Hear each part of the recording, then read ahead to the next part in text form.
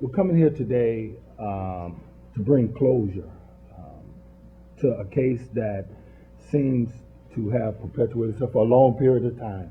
And from the hard work of the Attorney General's office, we can finally say this day has arrived. I'm going to turn this over to Mr. Zoeller, and we'll go from there, and then I can come back and give a brief statement, overview on how I feel. Well, thank you, Mayor. And I think, we do look back over the last 10 years, so we now conclude the activity of the Office of the Attorney General, at least in terms of what we started, which started out as a State Board of Accounts audit.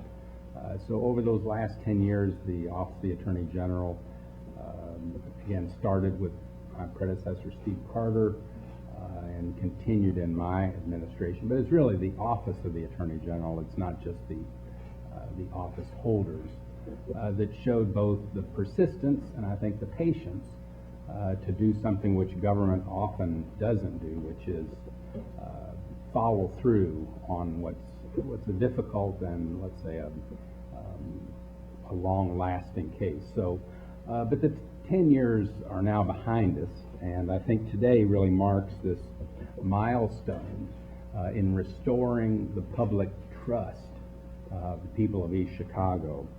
Not only do we celebrate kind of a new chapter, but in the spirit of the work that our office has done to try to help you with today, we also bring the funds from the RICO case and the bankruptcy, and so I think there was over $330,000 that are restored to the rightful owners here in the city of East Chicago. So it's not everything that we might have wanted, but it's what the bankruptcy court would allow.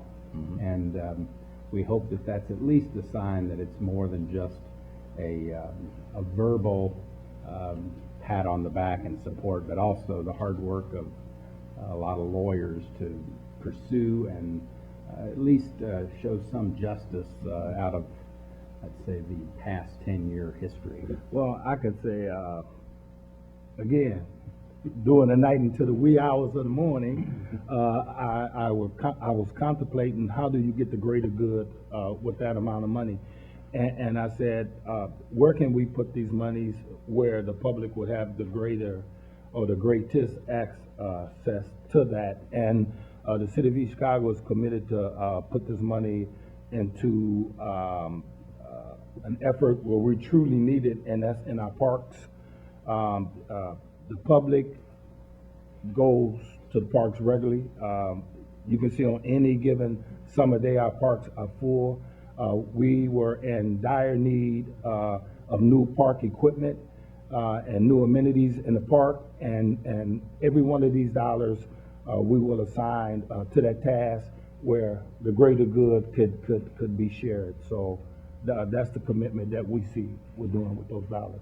In some respects, somebody hits the lottery or something, or we can certainly continue, but when you go through the bankruptcy process, the trustee, they did decide that damages from a RICO, which again, it's the first time in U.S. history that a municipal corporation was adjudicated as the corrupt organization in the RICO. And it also serves as the first instance where the damages in RICO were challenged as whether they were to be dischargeable in a federal bankruptcy court. So we now have a new order that shows that it's non-dischargeable. So there's been a lot of law made, at least cases that stand in a precedent that, but I think that bankruptcy does say that you can only get what you can get, and the 331,000 plus was what we could get. So